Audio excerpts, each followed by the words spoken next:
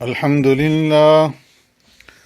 الحمد لله وكفى والصلاة والسلام على عباده الذين اصطفى أما بعد عن الهذيل بن شرحبيل قال قال عمر بن الخطاب رضي الله تعالى عنه لو وزن إيمان أبي بكر بإيمان أهل الأرض لرجح به او كما قال رضی اللہ تعالی عنہ۔ میرے معزز سامعین، بھائیوں، بزرگوں، بہنوں، السلام علیکم ورحمۃ اللہ وبرکاتہ۔ آج کی اس مجلس میں ہم سیدنا صدیق اکبر رضی اللہ تعالی عنہ کی دعوت اور پیارے پیغمبر صلی اللہ علیہ وسلم کے ساتھ دعوتی میدان میں آپ صلی اللہ علیہ وسلم کی ہیلپ کرنے، پیارے پیغمبر صلی اللہ علیہ وسلم کی مدد کرنے کے بارے میں ذکر کریں گے۔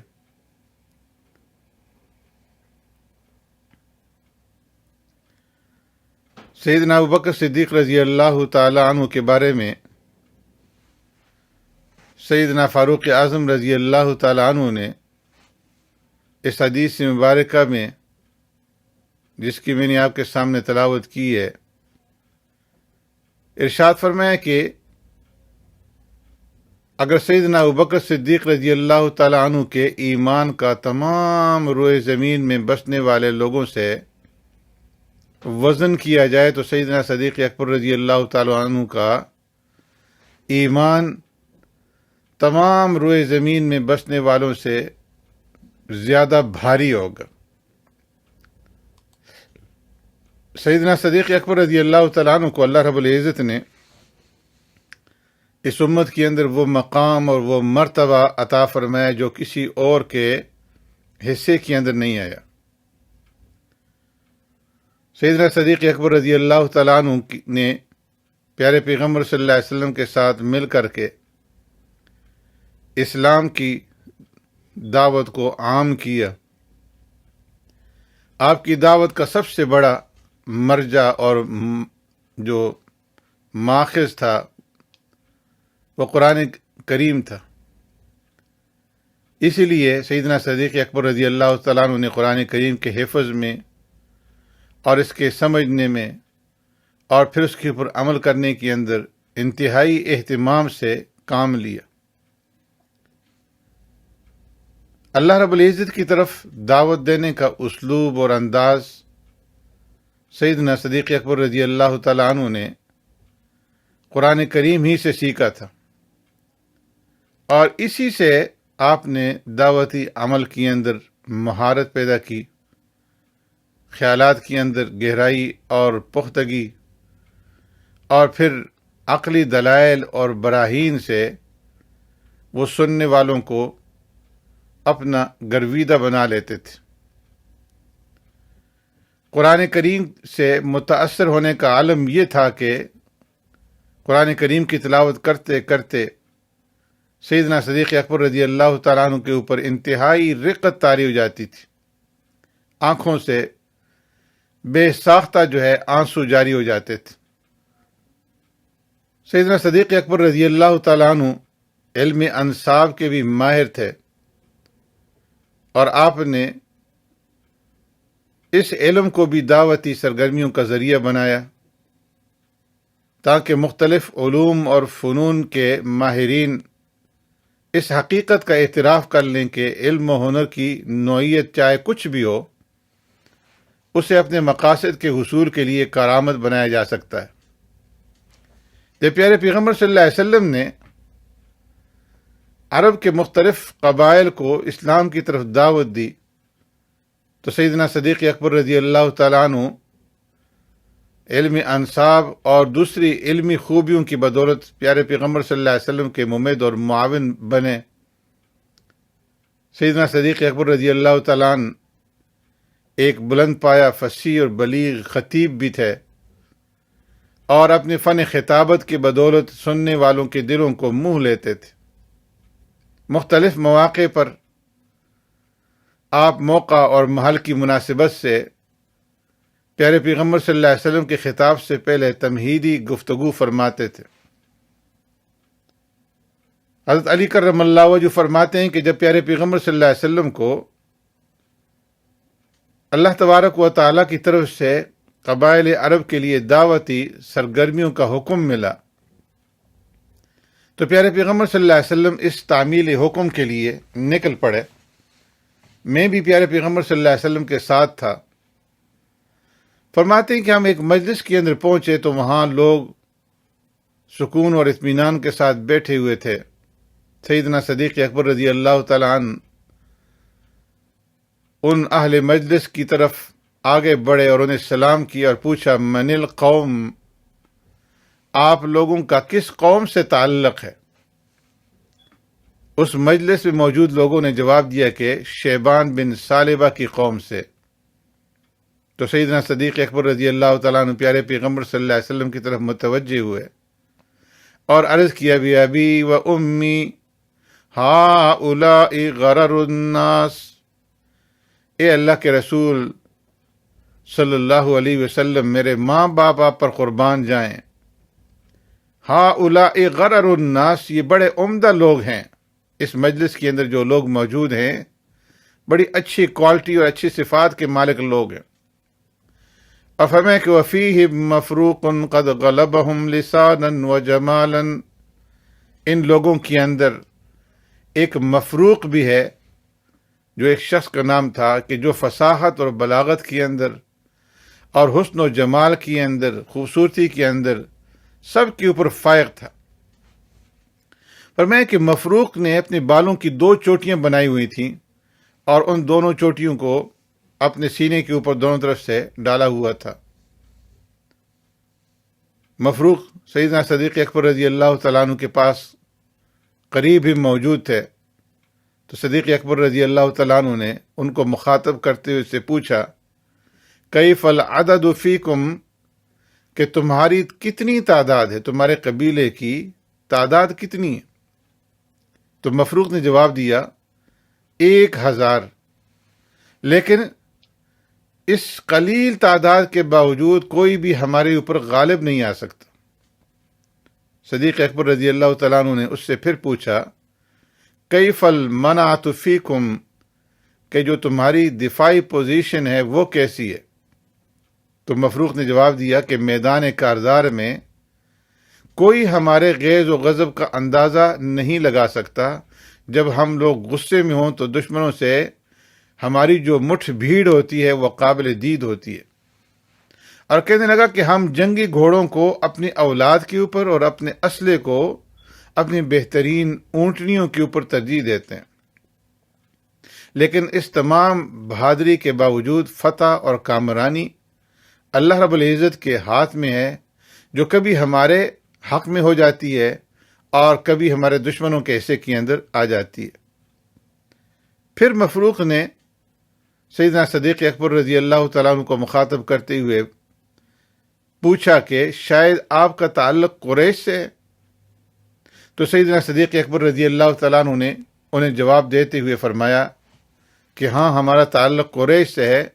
اور فرمایا کہ ان کان بلغکم انہ رسول اللہ فہاہ ذا، اگر تمہیں اللہ کے رسول صلی اللہ علیہ وسلم کے بارے میں خبر پہنچ چکی ہے تو پیارے پیغمبر صلی اللہ علیہ وسلم اس وقت ہمارے ساتھ ہی جلوہ افروز ہیں۔ مفروق پیارے پیغمبر صلی اللہ علیہ وسلم کی طرف متوجہ ہوا اور آپ صلی اللہ علیہ وسلم سے عرض کرنے لگا کہ اے قریشی بھائی، آپ کس چیز کی طرف دعوت دیتے ہیں، کس چیز کی طرف بلاتے ہیں؟ تو پیارے پیغمبر صلی اللہ علیہ وسلم نے مفروق سے مخاطب کرتے ہوئے ارشاد فرمایا کہ ادعوکم الی شہادت اللہ الہ الا اللہ وحدہ لا شریک لہ وانی عبد اللہ ورسولہ، فرمایا میری دعوت یہ کہ اللہ کے علاوہ کوئی معبود برحق نہیں اور میں اللہ کا بندہ اور اس کا رسول ہوں۔ وَإِلَىٰ أَن تُؤْوُونِي وَتَنْصُرُونِي فَإِنَّ قُرَيْشًا قَدْ تَظَاهَرَتْ عَلَى اللَّهِ وَكَذَّبَتْ رَسُولَهُ وَاسْتَغْنَتْ بِالْبَاطِلِ عَنِ الْحَقِّ وَاللَّهُ هُوَ الْغَنِيُّ الْحَمِيدُ۔ فرمایا میں تمہیں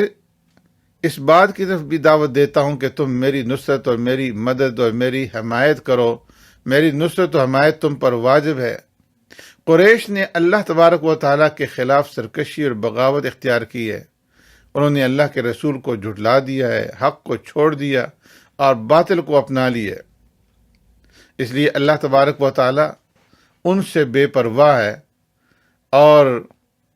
ساری تعریفوں کی لائق صرف اللہ رب العزت کی ذات ہے۔ مفروق نے پیارے پیغمبر صلی اللہ علیہ وسلم سے پوچھا کہ اس کے علاوہ آپ کس چیز کی دعوت دیتے ہیں، اور ساتھ ہی کہنے لگا کہ اللہ کی قسم جو گفتگو آپ نے کی ہے اس سے بہتر گفتگو میں نے کبھی نہیں سنی۔ تو اس موقع پر پیارے پیغمبر صلی اللہ علیہ وسلم نے قرآن کریم کی اس آیت کریمہ کی تلاوت فرمائی، قُلْ تَعَالَوْا أَتْلُ مَا حَرَّمَ رَبُّكُمْ عَلَيْكُمْ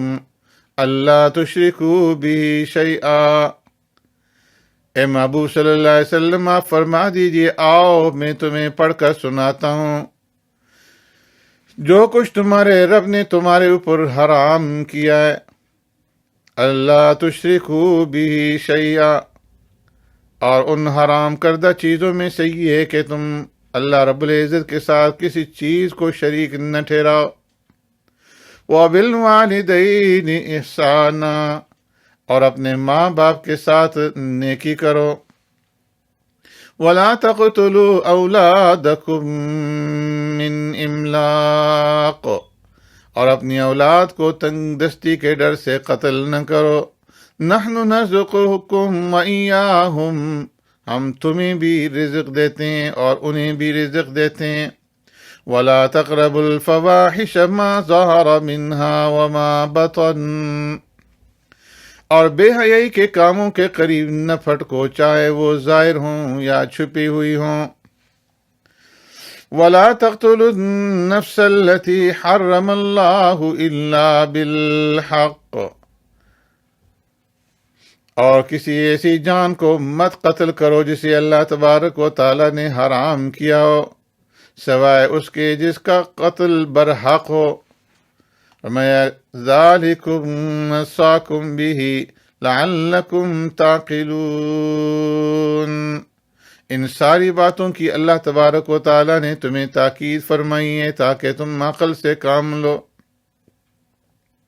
جب پیارے پیغمبر صلی اللہ علیہ وسلم نے اس آیت کریمہ کی تلاوت فرمائی تو مفروق نے پیارے پیغمبر صلی اللہ علیہ وسلم سے عرض کیا کہ آپ اپنی دعوت کے بارے میں مزید کچھ اور ارشاد فرمائیں۔ اللہ کی قسم جو کلام آپ نے سنایا ہے یہ کسی انسان کا کلام نہیں ہو سکتا۔ اگر کسی انسان کا کلام ہوتا تو ہم بخوبی پہچان لیتے۔ ہمیں پھر پیارے پیغمبر صلی اللہ علیہ وسلم نے اس آیت کریمہ کی تلاوت فرمائی، ان اللہ یأمر بالعدل والاحسان وَإِيتَاءِ ذِي الْقُرْبَى وَيَنْهَى عَنِ الْفَحْشَاءِ وَالْمُنْكَرِ وَالْبَغْيِ، بے شک اللہ تبارک و تعالی عدل اور احسان اور قرابت داروں کو امداد دینے کا حکم دیتا ہے، اور بے حیائی، برے کام اور ظلم و زیادتی سے منع فرماتا ہے۔ یعظکم لعلکم تذکرون، وہ تمہیں واعظ کرتا ہے تاکہ تم نصیحت پکڑو۔ مفروق نے کہا کہ آپ کی دعوت عمدہ اخلاق اور پاکیزہ اعمال کے اوپر مبنی ہے، اور یقیناً وہ قوم بڑی بدبخت ہے جس نے آپ کو جھٹلایا، آپ کی تکذیب کی اور آپ کے خلاف سرکشی کے اوپر اتر آئی۔ مفروق نے ہانی بن قبیصہ کو بھی،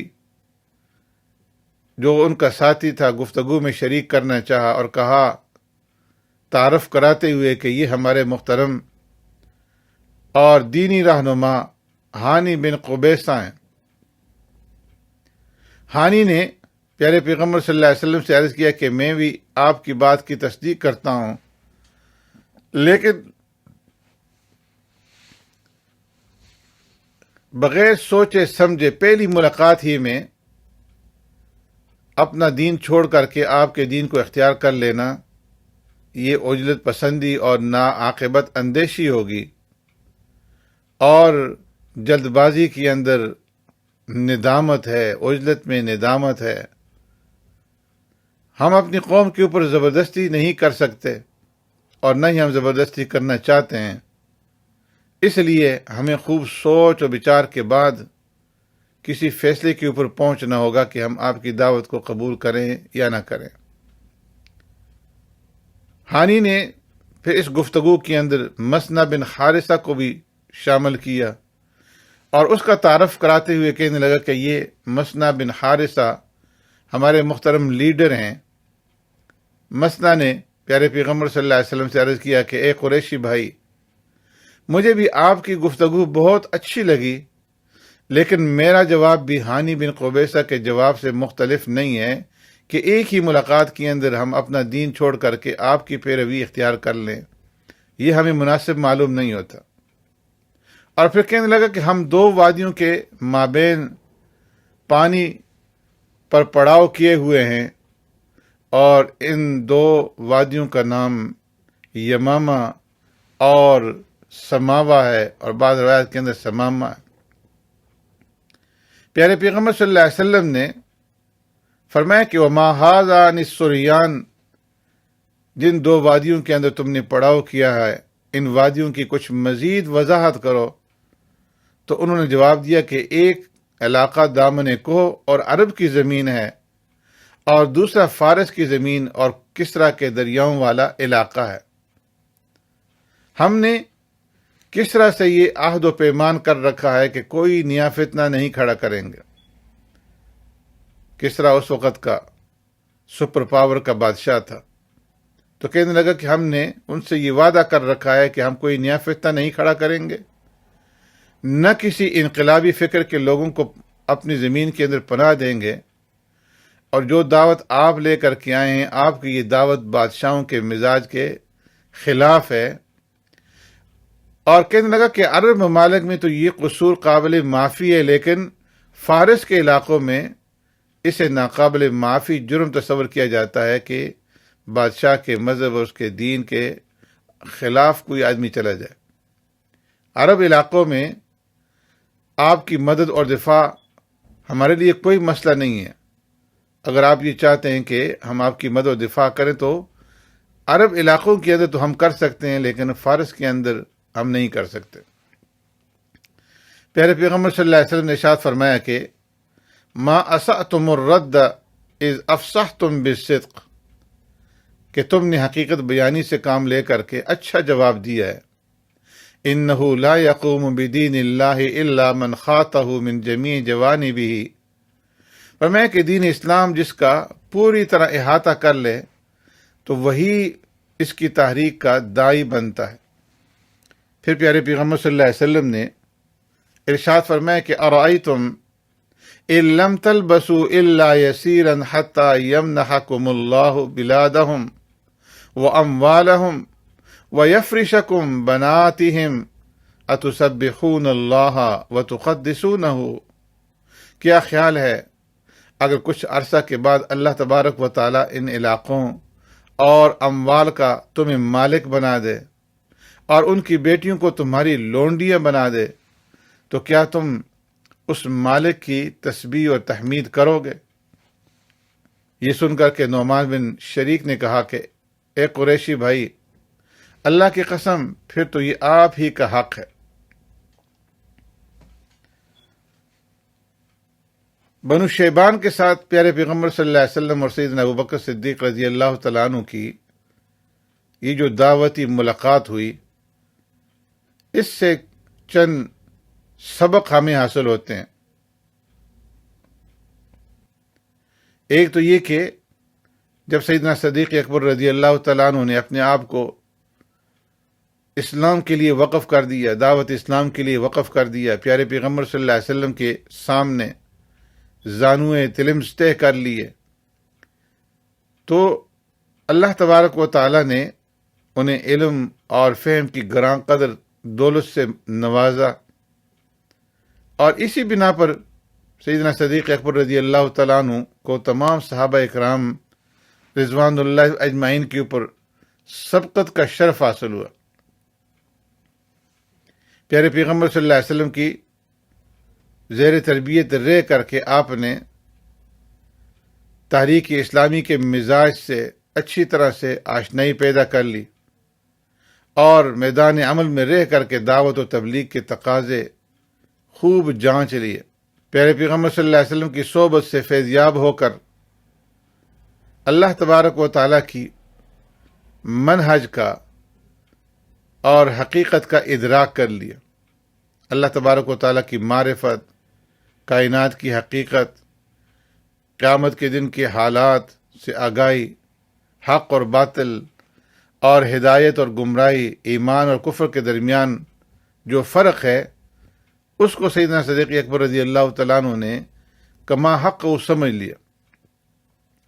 سیدنا صدیق اکبر رضی اللہ تعالیٰ عنہ کو تو ذکر کی، تلاوت کی، قیام اللیل کی گہری لگن تھی۔ اللہ تبارک و تعالیٰ نے آپ کو عالی اخلاق اور روحانی ترقی عطا فرمائی تھی۔ پیارے پیغمبر صلی اللہ علیہ وسلم کی معیت میں مختلف عرب قبائل کو اسلام کی دعوت دیتے ہوئے سیدنا صدیق اکبر رضی اللہ تعالی عنہ نے خوب استفادہ کیا، اور آپ نے اس حقیقت کا ادراک کر لیا کہ پیارے پیغمبر صلی اللہ علیہ وسلم قبائل عرب کو دعوت اسلام دینے کے لیے جس نصرت اور اعانت کے خواہاں ہیں، وہ یہ تھی کہ جو لوگ نصرت اور اعانت کرنے والے ہوں ان کے کسی حکومت کے ساتھ ایسے معاہدات نہ ہوں جو دعوت اسلامی کے لیے منافی ہوں، اس لیے کہ ایسے قبائل اور زعماء کی سرپرستی سے دعوتی تحریک کو ان قوموں سے نقصان پہنچنے کا اندیشہ ہوتا ہے جو معاہدات کی زنجیروں کے پابند ہوتے ہیں۔ اور اسی طریقے سے یہ بھی معلوم ہوا کہ مشروط یا جزوی حمایت اہداف کے حصول کے اندر رکاوٹ بنتی ہے اور ناکام رہتی ہے۔ اگر کسرا پیارے پیغمبر صلی اللہ علیہ وسلم اور آپ کے صحابہ اکرام پر حملہ کرنے کا ارادہ کر لیتا تو بنو شیبان کے لوگ کسرا کے خلاف کسی قسم کا کوئی خطرہ مول نہیں لے سکتے تھے، اس لیے پیارے پیغمبر صلی اللہ علیہ وسلم اور ان کے درمیان میں جو گفتگو ہوئی وہ کسی نتیجے پر نہیں پہنچی۔ مسنہ بن خارثہ سے پیارے پیغمبر صلی اللہ علیہ وسلم نے یہ جو ارشاد فرمایا کہ اللہ کے دین کی نصرت اور حمایت وہی آدمی کر سکتا ہے کہ جس کا یہ دین ہر طرف سے احاطہ کر لے۔ اس کی پیشکش کے جواب میں تھا کہ اگر نبی کریم صلی اللہ علیہ وسلم چاہیں تو بلاد فارس کے علاوہ سرزمین عرب کے اندر وہ آپ کی نصرت اور مدد کر سکتے ہیں، آپ کی حمایت کر سکتے ہیں، لیکن پیارے پیغمبر صلی اللہ علیہ وسلم کی دور اندیشی اور انتہائی دانشمندی اور سیاسی بصیرت کا اس سے اندازہ لگایا جا سکتا ہے کہ آپ صلی اللہ علیہ وسلم نے ایسا کرنے سے روک دیا۔ پیارے پیغمبر صلی اللہ علیہ وسلم کی دعوت کے بارے میں بنو شیبان کا موقف جو تھا وہ انتہائی اعلیٰ اخلاق اور شجاعت، مردانگی اور صاف گوئی کے اوپر محیط تھا، اور انہوں نے اپنی طاقت کے مطابق پیارے پیغمبر صلی اللہ علیہ وسلم کے ساتھ نصرت اور حمایت کرنے کا وعدہ بھی کیا، اور انہوں نے اس بات کی بھی وضاحت کر دی کہ ایسی تحریک حکمرانوں اور بادشاہوں کو ناگوار گزرتی ہے۔ اللہ تبارک و تعالیٰ کی عجیب قدرت ہے کہ پیارے پیغمبر صلی اللہ علیہ وسلم کے ساتھ بنو شیبان کی یہ جو دعوتی ملاقات ہوئی، تو اس ملاقات کے کم و بیش 10 سال بعد بنو شیبان کے یہ لوگ اسلام کے اندر داخل ہوئے، اور جب اسلام قبول کیا تو انہوں نے عجم کے بادشاہوں کے ساتھ ٹکر لی، اور ان کے عظیم جرنیل اور جری کمانڈر جو تھے وہ یہی مسنہ بن خارثہ رضی اللہ تعالیٰ عنہ تھے، جنہوں نے سیدنا صدیق اکبر رضی اللہ تعالیٰ عنہ کے دور خلافت میں